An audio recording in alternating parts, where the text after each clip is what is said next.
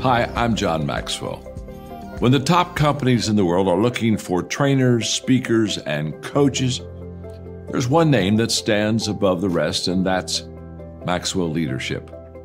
Our certified team members have gotten proven results for companies all over the globe, and our reputation, I'm proud to say, is second to none.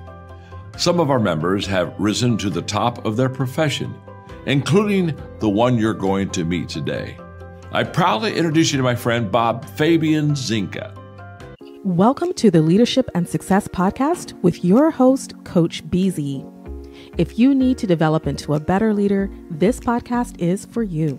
If you want to achieve a greater level of success, this podcast is for you.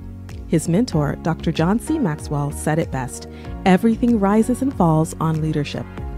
We hope to inspire you today and provide you with an insight that has the potential to positively impact the trajectory of your life. Welcome to the Leadership and Success Podcast.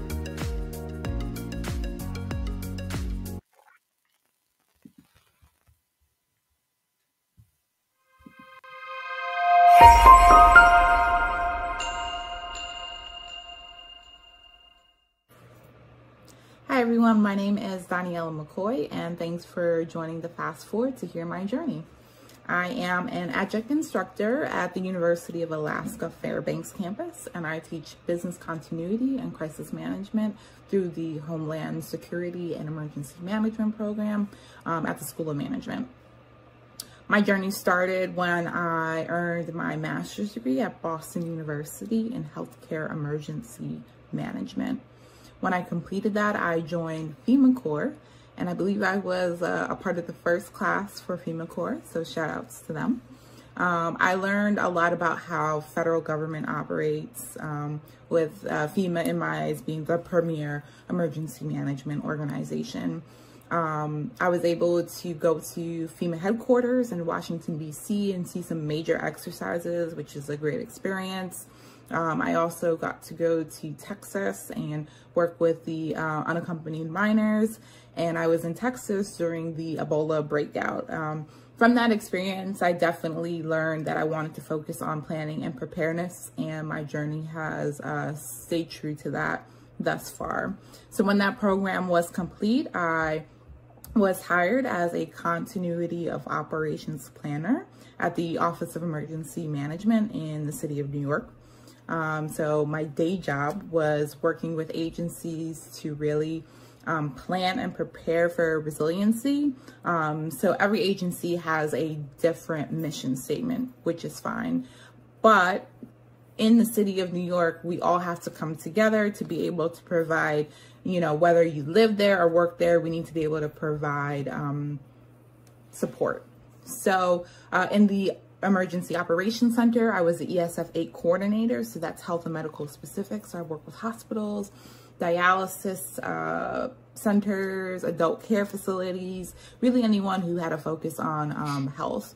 And the interesting part about healthcare emergency management is there truly is a lot of different layers to healthcare.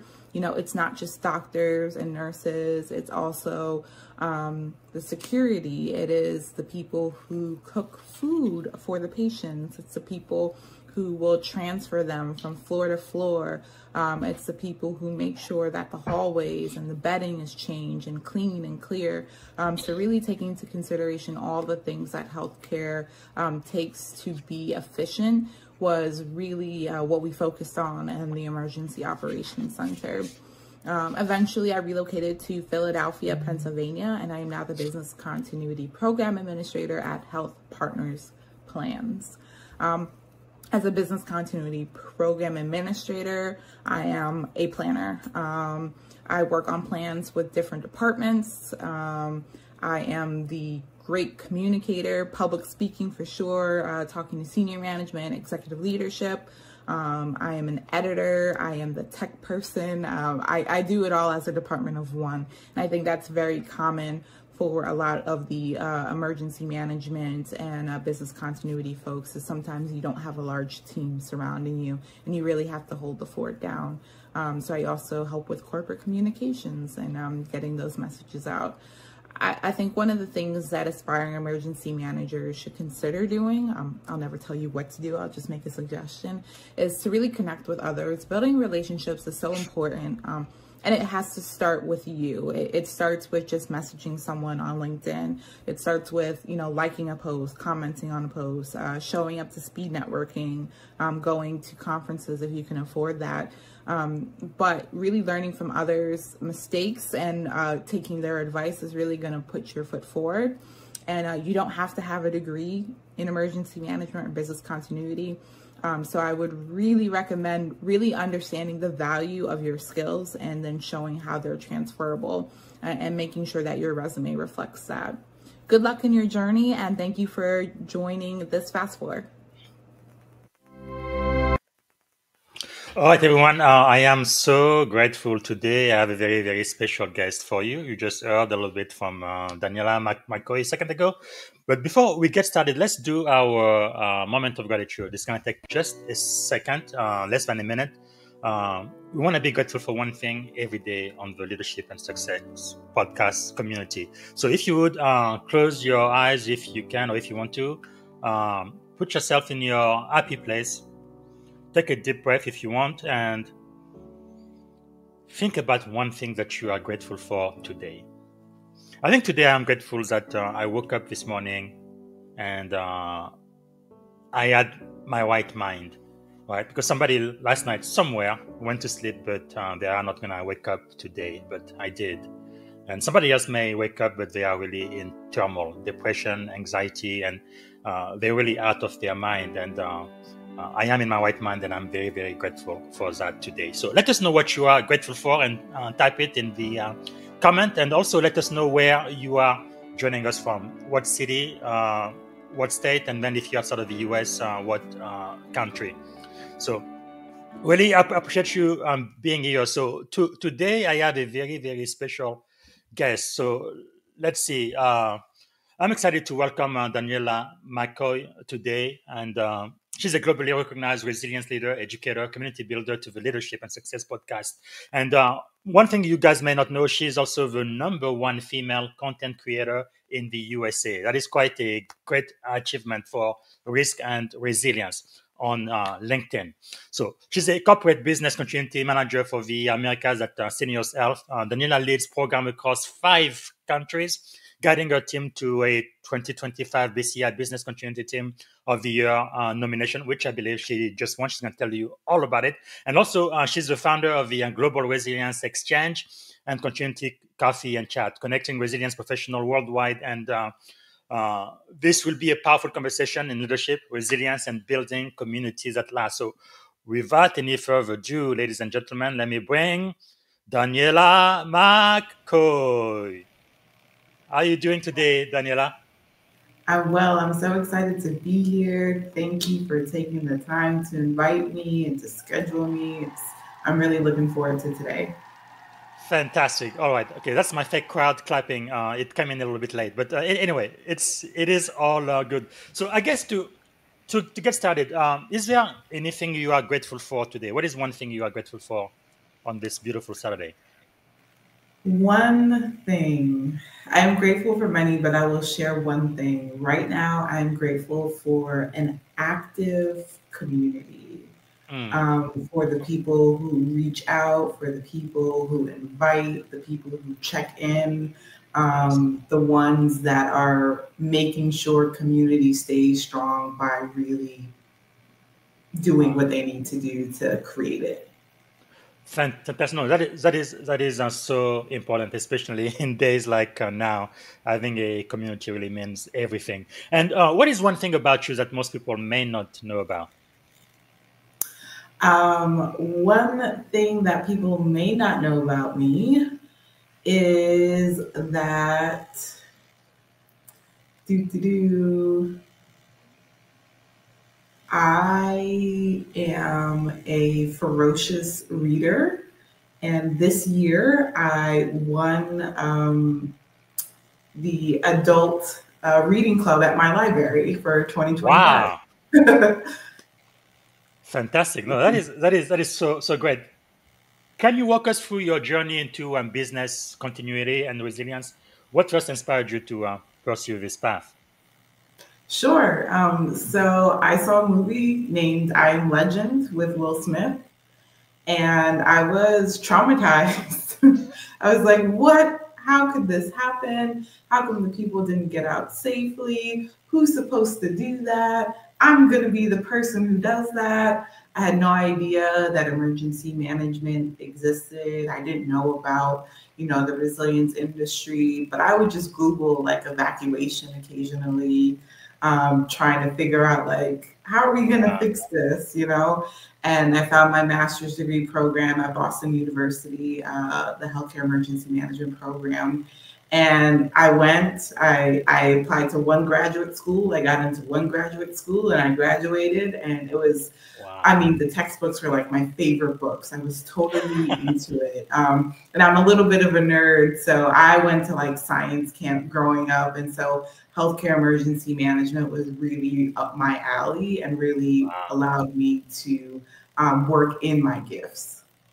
Wow, that is really wonderful. And the other thing too is when you look at your extensive resume, you have worked in the public sector, the private sector, nonprofit, higher education, federal sector, so all over the place. What lessons have carried between those very different environments?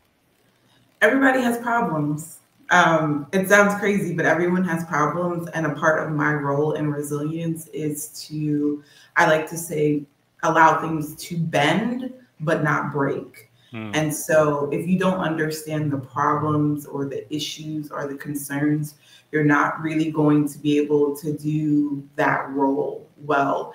And so you have to listen to what the issues are.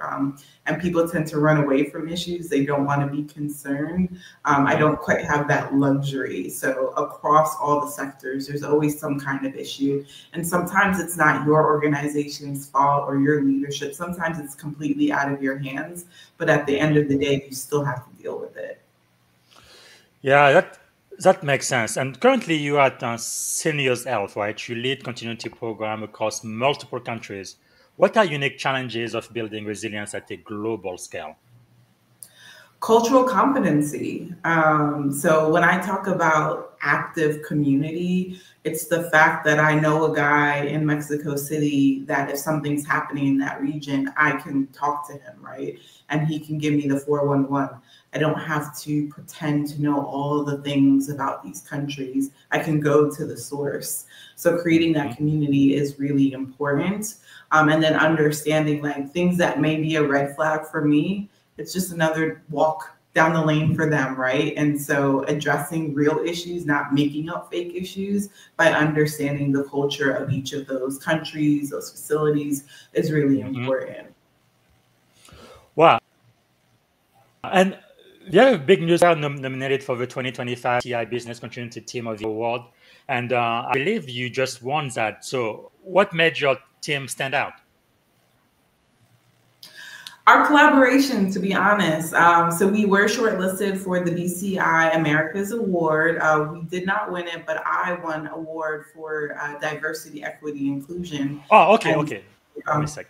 Thank you, thank you. So I think just in general, our ability to collaborate, and even though I'm the youngest in service on the team, there's no one who's really higher than the other. Mm-hmm. We can absolutely have a candid conversation, open conversation, and whoever is the best to handle that situation. It doesn't matter if they've been there a year or 10 years, we let that, go with our priorities. Wow, that is quite fascinating. Having a highly performing team and diverse team, and especially in your case, working in so many different countries at once. Now, the award you did get on diversity, equity, and inclusion. Can you tell us a little bit more about that? I'm sure you must be super proud, because that was quite a competitive award, wasn't it? Thank you. Yeah. So I won that award for the work that I'm doing with the Global Resilience Exchange and the Continuity Coffee and Chat. I am deeply committed to creating a community where there are really no borders. I don't care if you're in the UAE or if you're in the USA. I don't care if you speak Portuguese or Italian. We are all in the same field. We all are dealing with similar issues. The apple doesn't fall too far from the tree. So there's a lot of things that are quite similar across corporations, across the globe. And so the opportunity to speak with like-minded people in a diverse session, which sounds, a little bit strange, is really, really valuable. And so that's what I'm working to create. I'm going to continue to do it, but it's really nice to get the acknowledgement, working with people of all years of service. I find that very important. People with different languages, different genders, different focuses, different industries even. So it's quite a diverse group. So I'm really proud of that, because I didn't think, I just did it on a whim, and it's been going since 2021, and I'm still happy to do it. Yeah. 4 years. Yeah. And your YouTube channel, youtube.com Global Resilience X. So I want everybody to please subscribe. And talking about that, so you founded the Global Resilience Exchange. What gap did you see in the profession that led you to create them? Resilience is a coming of age type of industry, right? So you have plenty of people that have never heard of a business continuity professional, right? That makes me sad. But what also happens is I talk to people who have no idea what my role is, who want to give me advice.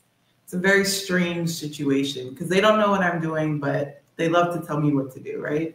And that is not unique to me, but many of my colleagues. And so the Continuity Coffee and Chat was like, oh man, I don't want to have to wait till the next conference to be able to interact with my colleagues and peers who have amazing insights. Why do I have to wait a half a year for that? And so we meet monthly. And then when I moved abroad, I was like, this is a global audience now, right? I'm encouraging everyone, my group is getting larger. And so the Global Resilience Exchange was really an opportunity for folks to pick each other's brains who have sat in the seat that you're sitting in, or will sit in the seat that you're sitting in. And I think that adds a lot of value. Yeah. Can you say a little bit more about the importance of community where it's not just technical expertise, right? Because you are really building a global community online. Why is that really important? Yeah, so I think what's important is remembering the human as the professional, right? And so I believe that we were not meant to do things by ourselves. Ecclesiastes 4 says 2 is better than 1. And so I'm very much interested in how do we come together in order to propel ourselves and to support community. And so when you're thinking about a global community. So there's something unique that I do. It's my continuity coffee and chat, cameras on, people yapping away. We do introductions in the beginning. We get to connect. The Global Resilience Exchange, absolutely no cameras. And people are like, oh, my camera's not working. I'm like, listen, there's some cultural things that would make it less comfortable for folks to have their camera on. So I run a session that's specific to absolutely no cameras. So people don't have to feel like, oh man, I should really turn my camera on, or I'm not going to show up because I have to put my face on, or I have to put my hijab on, or whatever it is, right? Or I'm not in a good location to be on video. I'm removing those barriers so that we can come together. And so I think it's something very small, right? Like not allowing cameras, but also invites and makes it more inclusive. Yeah, I really love your cultural awareness, especially being an American, because I've traveled the world as an American, and in many other countries, sometimes I feel like we are too arrogant and we try to impose our own culture on others, people, and things. So just you being emotionally aware and making everybody feel comfortable regardless of where they come from, I think that's really a big deal. Thank you. That's wonderful. So you've taught emergency management from New York to Alaska to Abu Dhabi. I'm sure most Americans don't even know where Abu Dhabi is. But what has teaching others taught you about leadership? The most interesting thing about being a lecturer, an instructor, professor, whatever your title is you can give out an assignment to 100 students and you will get 100 different answers. Unless you're teaching math, you know, and I think that's so important to bring into the profession because there's, you know, like they say, a lot of ways to skin a cat. So when you're thinking about how you're serving your community, you also have to recall the fact that your community is varied, it's diverse, it understands differently. So University of Alaska is an interesting demographic. You get a lot of adult learners there, which is, you know, a different layer. And Abu Dhabi, it was English as a second language. And so crisis, disaster, emergency, these are all very specific terms that don't necessarily have an equal translation. So you're trying to portray or persuade people that they have to think a certain way in ways that they've never had to think before, right? And that's the whole point of being a student, is for us to be able to help them to grow and get to that next level. If they knew it already, they probably wouldn't have to be there. So I think it helps with giving grace, slowing down, right? These people don't know it yet. So how are you going to get them there? But then also, how are they going to use that information to benefit their community positively? And so teaching across, you know, the city, Alaska, Abu Dhabi, you get the opportunity to share the joy, I think, the joy of resilience to people that I would never get a chance to talk to. And so I take it very seriously when I'm in the classroom, that it doesn't just stay in the classroom. No, that is very powerful. And I want to acknowledge Robert from Florida. Thank you so much for being here, Robert. Let us know what you are grateful for today, Robert, and also if you have a question for Doniella. And also would like to acknowledge Mohammed from Pakistan. Thank you so much for being here. Same thing, let us know what you're grateful for today, and also if you have a question for Doniella. Thank you so much for being here. So that's what I really love about this LinkedIn platform. It's a global audience. You have no idea who's going to show up and who's going to interact with you. So let's focus about the next generation for a second. Since you are an instructor, a professor, and it's important for you to also help kind of develop the next generation of leader in emergency management. So how do you mentor them? The next generation of resilience professional, and what qualities do you look for in rising leaders? Curiosity.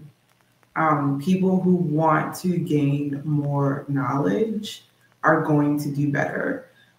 So at my point of my career, I know business continuity. The best thing that I can do is learn the business, right? So I need to learn biopharmaceuticals, right? That makes me able to administer business continuity better. So I have to be curious about the things that I don't know. And when I'm talking to my mentees, I'm always looking to see, what are they asking me? You know, is it something they just got from ChatGPT? Is it something that's, you know, intrinsic? Is it internal? Are they trying to put something in place and they're looking for guidance? So I think curiosity is really important. And I cannot stress this enough. People are willing to help the youth, right? They love to be able to impart the knowledge. Once you get, you know, to be more seasoned, people are going to start saying, well, why don't you know that already, right? We're a little bit less kind. That's a different story. So when you're young, take advantage of the fact that people are willing and able to assist you and support you. It's your time to just soak up all that knowledge and information. Now, you have supported major emergency with FEMA, including Ebola back in 2014. I remember that was a pretty big deal. So what leadership lesson did you take from those high-stake experiences? So being in healthcare emergency management, even though that is my degree, I am a non-clinical professional.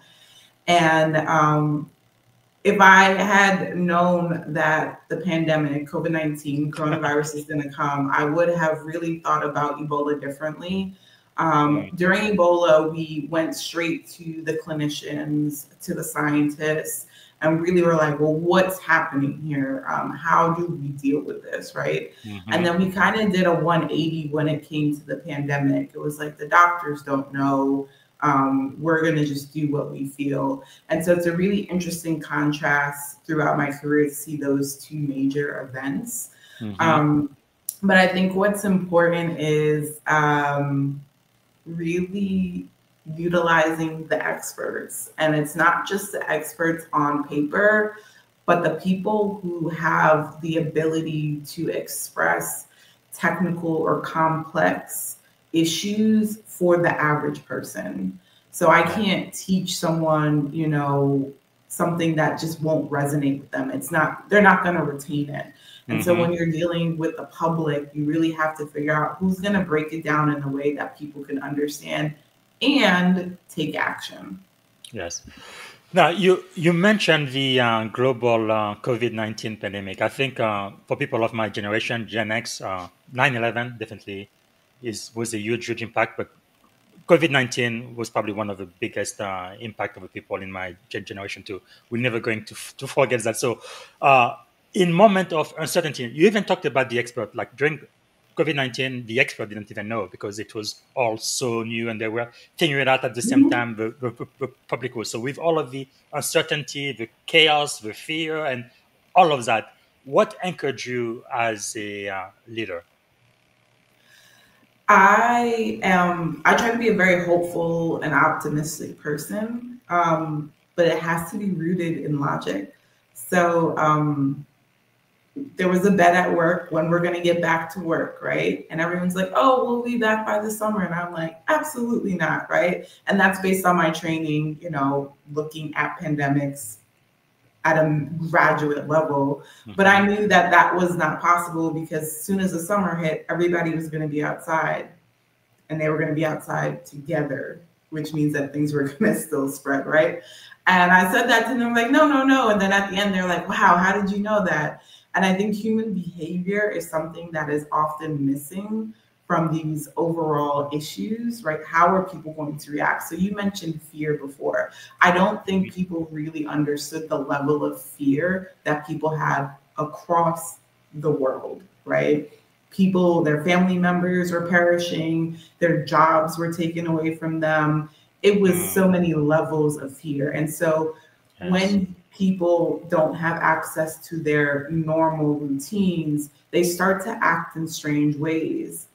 That's not strange in itself because we know people will do what it takes to survive. And so human behavior, I think, is really crucial in trying to figure out how you're going to be a leader, right? Is it a time for me to console someone? Is it a time for me to push someone? Is it a time for me to step back and understand how I'm feeling?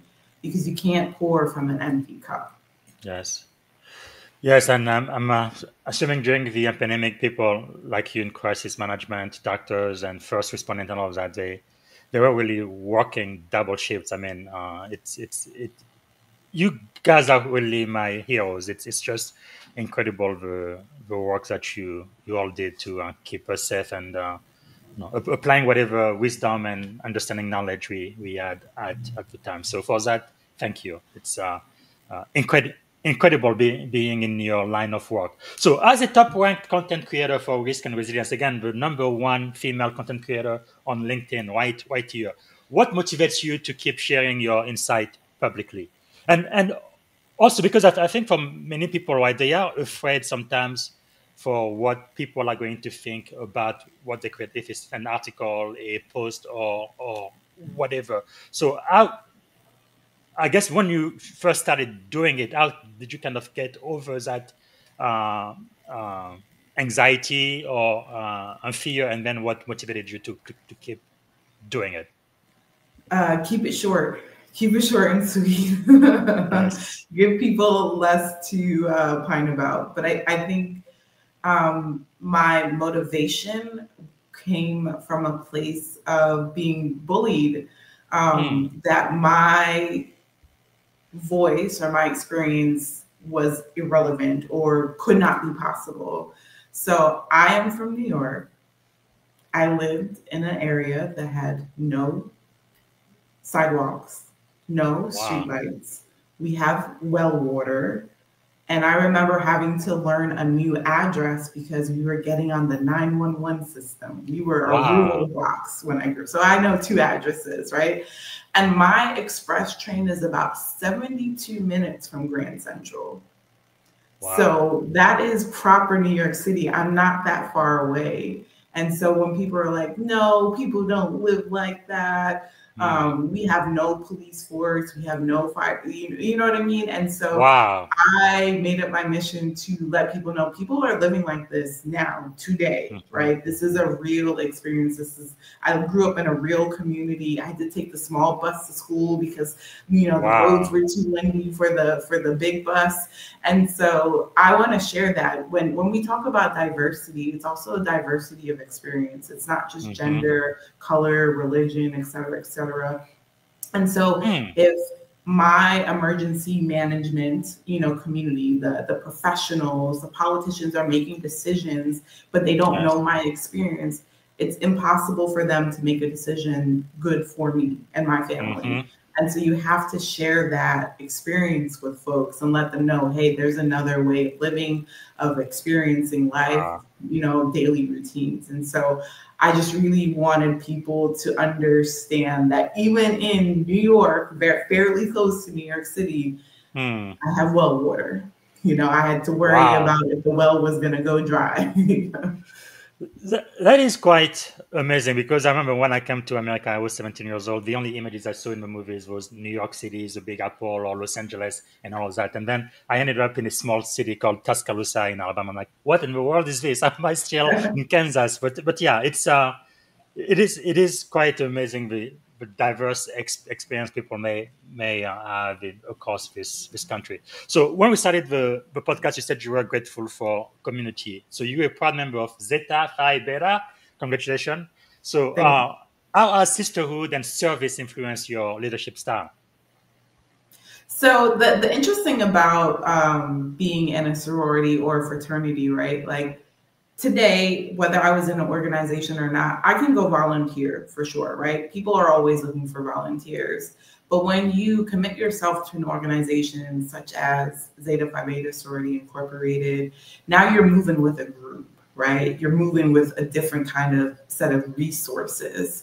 And so when you go to that community or that event, you're rolling deep, so to speak. And what you can accomplish in that group setting versus as an individual is just way more powerful. And I think that's the beauty of being in a sorority or a fraternity. That is really wonderful to see. I think building community is always great. So we do have a question from Mohammed from Pakistan, if you remember. He says, how do you balance making decisive choices as a leader while still encouraging input and collaboration from your team. And by the way, we also got a hello from Knight Commander A1C Jason. He's coming from George Washington Masonic Memorial in Alexandria. Thanks so much for being here, Jason. Really appreciate that. So back to Mohammed's question. How do you balance all of that? I think there's a time and place for everything. So this isn't the perfect answer, but there are times where as a leader, you are going to make the decision and you're going to have built the relationship with your team in advance that they know that you're doing the best that you can with what you got. And then be practicing how are they going to communicate with you and how you're going to communicate with them. For instance, during a travel ban, each of the coordinators will go and say, this is what we're concerned about. This is what we're thinking about. At the end of the day, it's still the commissioner's decision to enact that travel ban. But we know that we were able to participate in providing that knowledge. And so I think sometimes that decisive leadership may seem like it's coming from one person, but in the background, a lot of things are happening. But you have to create that team dynamic to make sure that that communication is flowing. Very good. Now, with emerging technology, and I think AI is probably the most impactful one we've seen in a very long time, what role do you believe technology, especially emerging tech like AI, will play in strengthening or challenging resilience program? Yeah, so what I am looking also, sorry. Before you answer, I remember you and I, we both went to an online class about AI. Yeah. I think Mind Valley, I believe, did that maybe about a month ago. So I know you kind of keep up with technology, which is really, really great for people listening to us now, because there are few people that I know who are afraid to try anything new. They want to keep things exactly the way they were, right? But sometimes even if you are afraid or even if you don't understand, I think it's important to start getting the skills on whatever is emerging, because that's going to be the future. But anyway, I just wanted to mention that. Back to you. Yeah. So we did attend the Mind Valley AI Summit. I guess it was last month or maybe a little bit more. I think the important thing is, so in my industry, it's all about risk and mitigation, right? So I will not sit here and say I am absolutely implementing it 100%. I am cautiously exploring. I don't know where the data is going. I don't know how it could be used against me or my organization. And so I'm being very cautious. Right now, I'm low-hanging fruit. I'm using it on LinkedIn. I'm using it on YouTube. I'm using it to learn.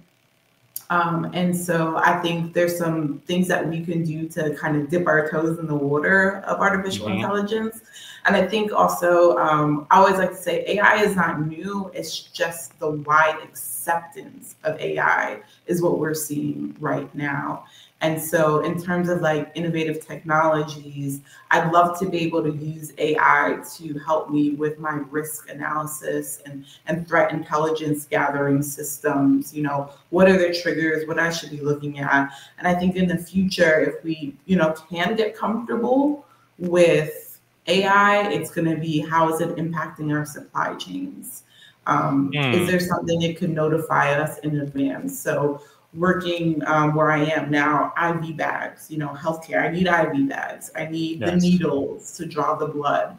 I don't know where those come from, but AI can help me figure out that process and identify, we call them single points of failure. If this doesn't work, it's going to basically crash the system. So I think it's a way to gather knowledge quickly, but there are still hallucinations. There are still inaccuracies. And I absolutely will scream this from the mountaintops. AI should not replace human intellect.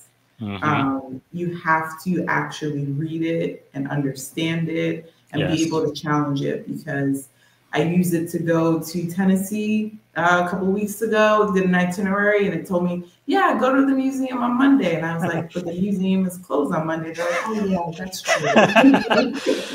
Yeah, true. I think human oversight is so critical, especially in defense, right? When we're talking about very powerful weapon and you don't want to minimize, right, killing innocent and all of that, you would definitely want to have human oversight. But definitely AI has increased productivity, I think, across all industry. Okay, we are about to switch now, go to the second segment of the show. Before I do, is there any question I haven't asked you for the first segment that I should have asked you? No, I'm so pleased with how things are going. So let's Fantastic. keep it going. All right. So, what is the greatest lesson you have learned so far? Don't get good at something you don't like. Humans like to pigeonhole you. So my first career out of school was workers' compensation insurance. And I believe I was the first person to get a job out of my class. So everyone was like, oh, that's great. That's awesome. I did not grow up wanting to be an insurance adjuster. I'm just going to say that. No shade. But I still get recruiters to this day like, hey, I saw you have experience with workers' comp. Do you want to do this? And it's like, I haven't done that in almost 20 years, right? So if I had stayed and did that because it was a stable paycheck and the company had a good name and things like that, I probably would have been stuck there. So don't get good at something that you don't like, as well as pivot quickly and intentionally. So a lateral move is still a move, right? And so if that is what's available to you, especially in business continuity, emergency management, there's not a lot of higher levels. Sometimes you just have to go to another organization.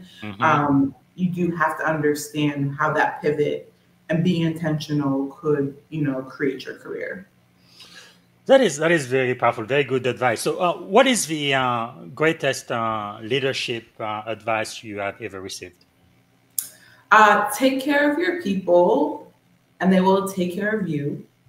If you don't take care of your people, they will still take care of you, but not in the way that you want. And that was said by retired Major General Alfred Flowers. He has a book out, Servant Leaders. And so I think that's really important, right? The way that we talk to people, interact with people, care for people, how we make them feel is really going to define your ability to be a leader. Because if people don't like you, eventually you're going to get pushed out. That is so true. And in the military, we say mission first, but people always. And one crazy story I've heard during Vietnam, because when you are an officer, sometimes you can get over your head if you are not grounded.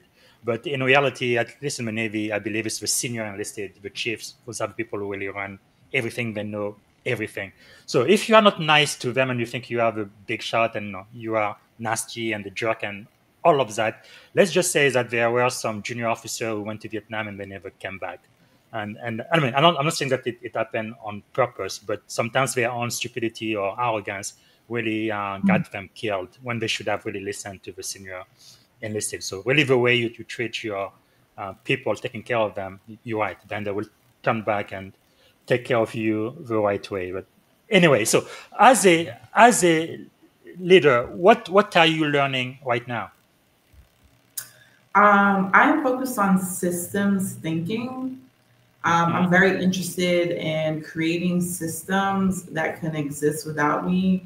And I know it sounds crazy, but I'd love to work myself out of a job.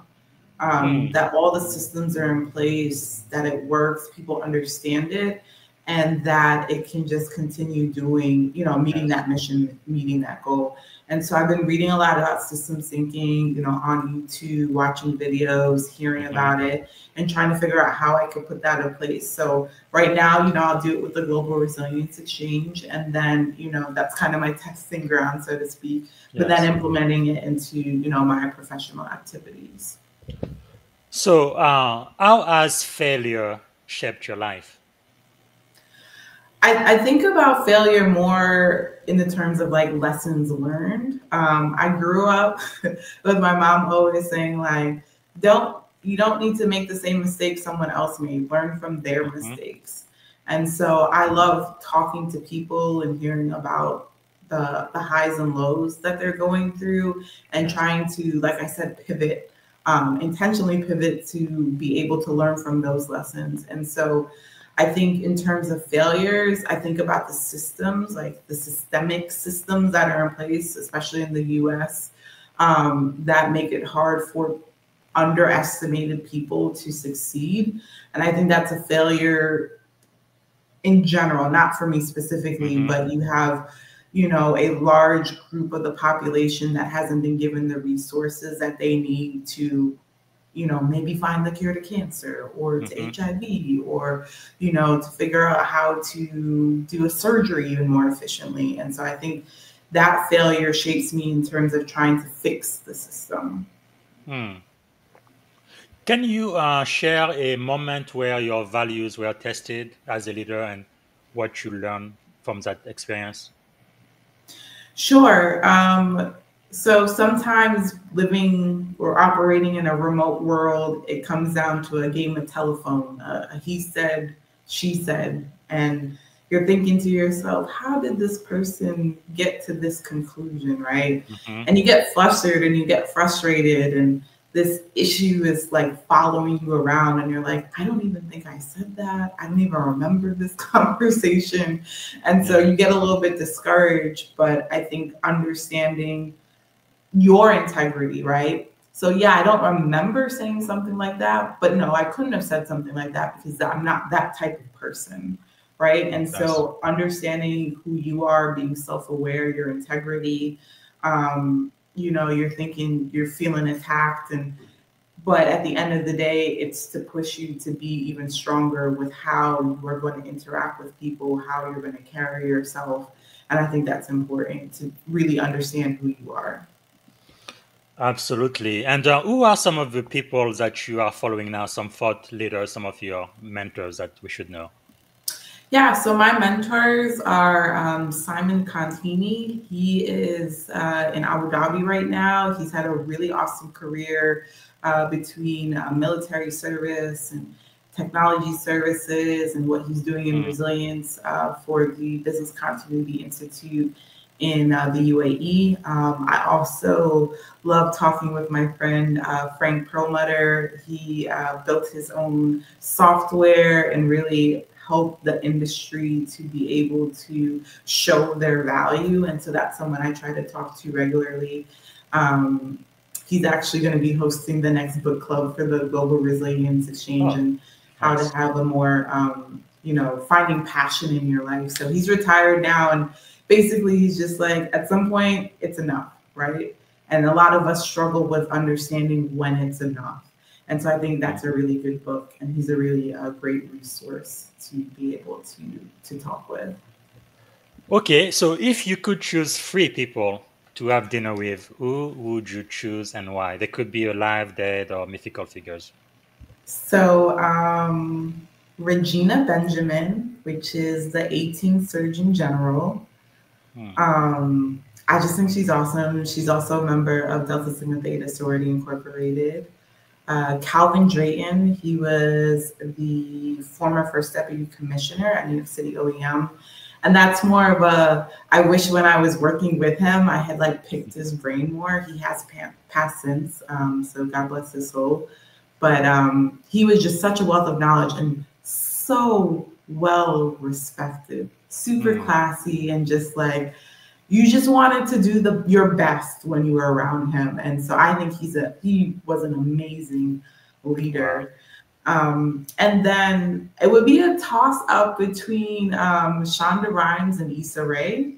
I know they're totally different industry for me, but these are women that, you know, Issa Rae started just recording in her apartment, and she was just like, I have a story to tell, I'm going to tell it.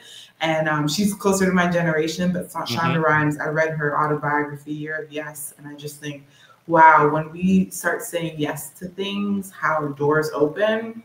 Yes. But also, you know, saying yes to exercise, and the pain of exercise also means saying no to being unhealthy or overweight. Yes. And so looking at both of those is really, I thought it was a really good book.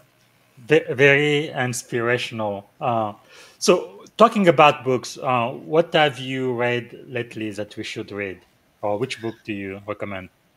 So I was in a book club when I lived in Abu Dhabi, and we read the book Educated by Tara Westmore. And I was like, I don't want to read this. I'm in a school already. I don't want to read about education. But that was mind blowing, because it really shows you how everyone comes from somewhere different and you really can't judge. She had no formal training. She didn't have a birth certificate. Her parents didn't believe in medication. She just lived in a, what some of us would call a very small world. And she basically broke out and went abroad and ended up going to Oxford. And she's really self-taught. She dealt with different abuse and things like that. And if you talk to her, you'd be like, oh, this is an educated woman. I can't believe that. But her story was really breathtaking. I'm like, where's the sequel? Yes. What I'm reading right now is The Devil Never Sleeps by Juliet Kamen. And that one has been really relevant to my profession. And it's the idea that issues are going to continue to come. The devil is working, and that we as resilience professionals and really just people in the community have a duty to really understand how to mitigate and to prepare, because something will happen. Yes. Mention book earlier. Let me see. For some reason, my computer is...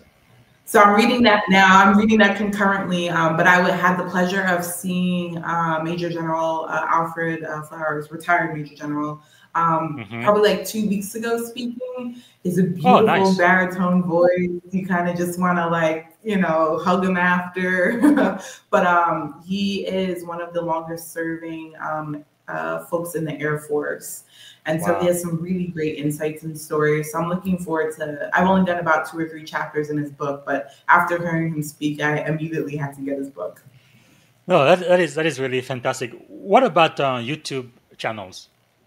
Anyone? Right now, I really am enjoying The Big Think. They do. So I like short content. If I have to sit for more than like 30 minutes, you may lose me. So I think The Big Think does a good job of giving you the snippets. Now there could be a part 1, part 2, part 3. I can handle that, breaking it up. But it's things about negotiation, how the mind works, how the body works, systems thinking, and just what is the big picture, and how to iterate, and how to create your own life experiments to get you from where you are to where you want to be. So I've been enjoying that channel. Okay, and of course, Global Resilience X, people need to subscribe to that, absolutely. And what about movies? Anything you recommend? Movies that I like. I love Shutter Island. I thought that was a really good psychological thriller with Leonardo DiCaprio. And I like Glass and Split, and I'm forgetting the other one in that trilogy. Things that make you think, things that, when you think about it, you're like, why couldn't it be this way? Why are people like this? Or why can't we accept people for the way that they are or the way that they want to be? And so I find those to be really great. And right now there's a segment on National Geographic, Khalil Green. I think he's a Gen Zer, but he's done a really good job on looking at history and, not modernizing it, but helping the modern folks understand the implications of it and why it still matters. So that's been something I've been following. That is pretty cool. And finally, what about music, songs? Anything you recommend?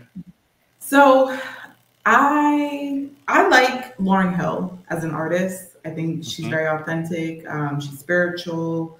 One of my favorite artists right now is Peter Collins. That one, he's not very well known, but his voice is almost angelic. Yolanda Adams. I love Kirk Franklin. And I like a lot of lo-fi music, so just instrumentals and just, kind of staying calm. So I have quite a range. Good. So is there maybe a song, a book, or a movie that would be your life's theme or like an anthem? So I thought about this, and I actually asked a few people, asked ChatGPT, and I was like, what would it be? So ChatGPT told me Beyonce's I Was Here. And I love that because it's very inspirational, and it's about legacy at the end of the day. I really like people to think about Doniella and be like, she tried her best. It's not necessarily that she accomplished everything, but she tried her best. She made her mark. She made room for other people. And, you know, her message was heard. And so I think that that's super important. I love Everything is Everything by Lauryn Hill. And that's just understanding that we can't control everything that's happening. After winter must come spring, and we are a part of this. It's not about us. Yeah. So I was here talking about legacy. If you had one day and only one day to live, what would you have liked your final contribution to be? To make someone feel joy, to make someone feel loved. I think there's a lot of people who don't feel heard, don't feel seen, don't feel included. And I've had those moments where I'm like, I'm not sure if I'm supposed to be here, right? And I think offering that to someone can change your whole perspective. I think we have to take a look at what social media is doing to us as people, how we feel, how we interact with each other, how authentic those interactions are. And so you're putting something out on the internet, but that may not be who you are. And then people aren't able to connect with you sincerely. And whose fault is that, right? It's a part of the system. But if we can be more authentic, if we can be more encouraging to each other, and really be there for each other, I think it makes a big difference. So if I could just be there for someone to put a smile on their face, and I think the joy and the love of God that's in me, to be able to share that with someone else, I would be happy. No, that is very, very insightful. Thank you so much for sharing. And when you wake up in the morning, is there one problem you would like to solve? Connectivity. Being connected, right? You have people who are waking up that don't even check their phones because they know no one's going to call them.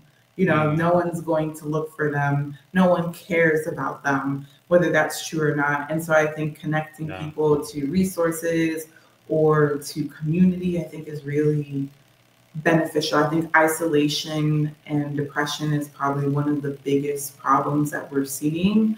When you don't have someone to bounce ideas off or to help recalibrate you, right? I think that can lead to some negative outcomes.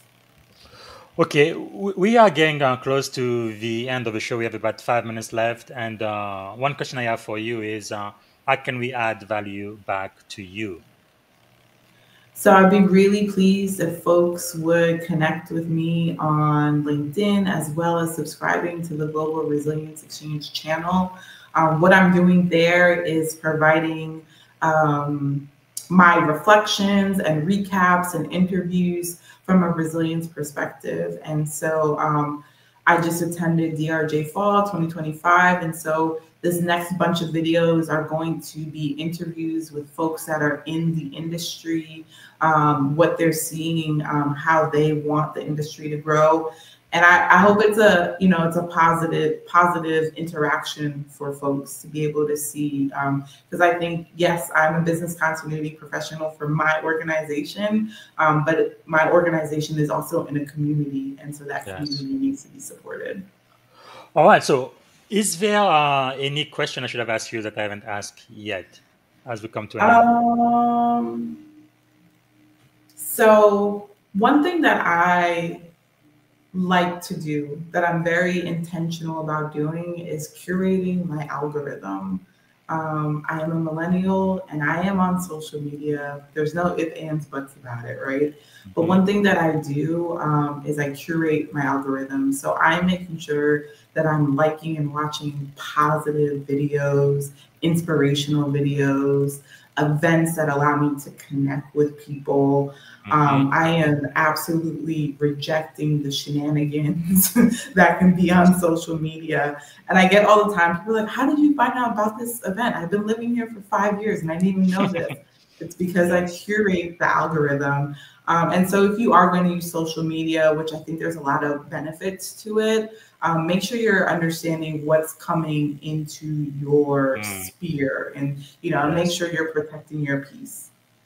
Wow, that is very, very important, especially for young people, especially now, because as you know, especially younger people, they get radicalized on social media, and I mean, social media I think is great, but there is also a sinister side to it, right? Because those big companies, they want to make money, and sometimes they don't really care about how it affects especially young people. And you can start by watching a certain video clip or something, and then they feel like, okay, this is the kind of things you like, and then they give you more and more and Yes. more and more of a same, and then you feel like the entire internet is about this thing, when that's absolutely not true. And sometimes, unfortunately, you may get into some clique and groups that are extremely unhealthy, especially again for teenagers. So we do have to be careful. So thank you for sharing that. Okay, as we come to the end, very very quickly, what is the most rewarding aspect of your life experience so far? Don't think too long. So I am really proud. I'm really happy for the experience to be able to live abroad. Yes.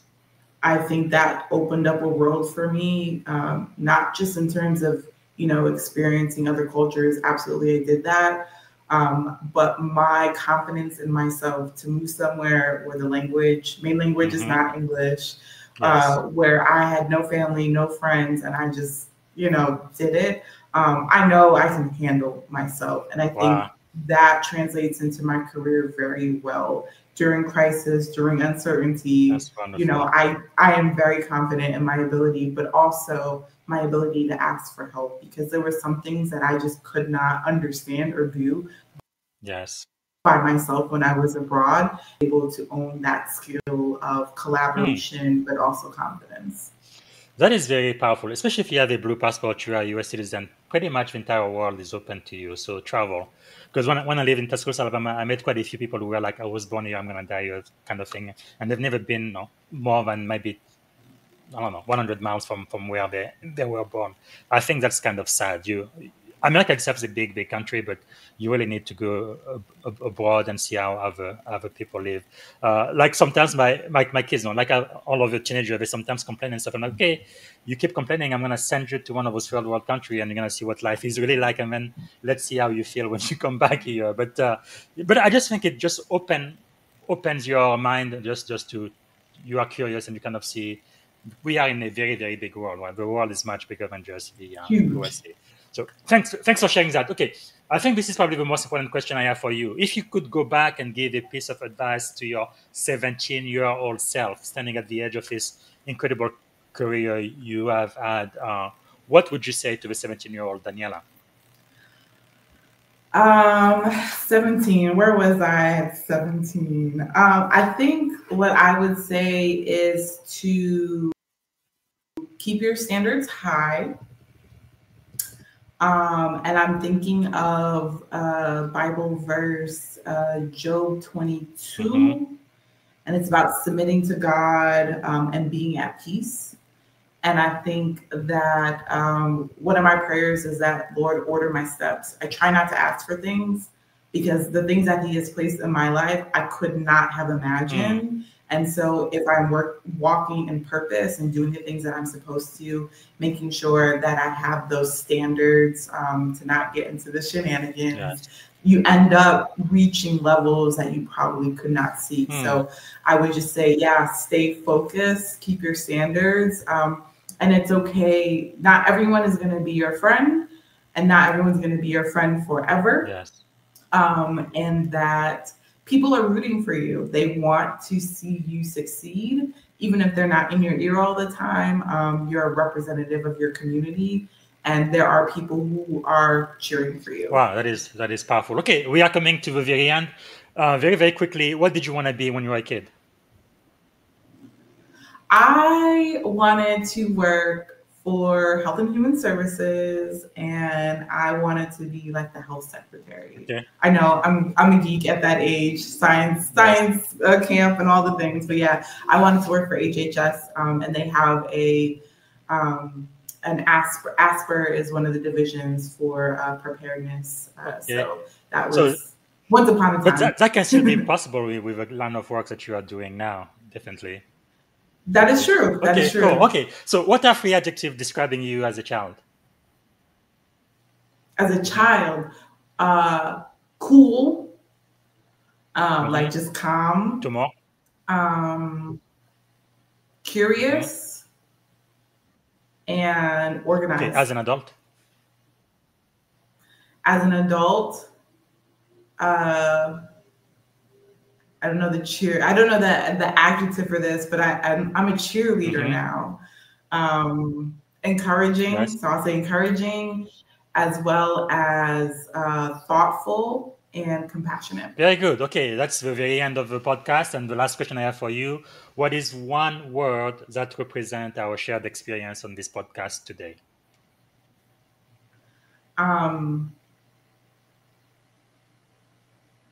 Invigorating. Very good. And I think mine is just grateful. I am so grateful and honored that you took the time to be here. I think we've been talking for almost 2 or 3 months to get you on this podcast, and we finally did it. So thank you.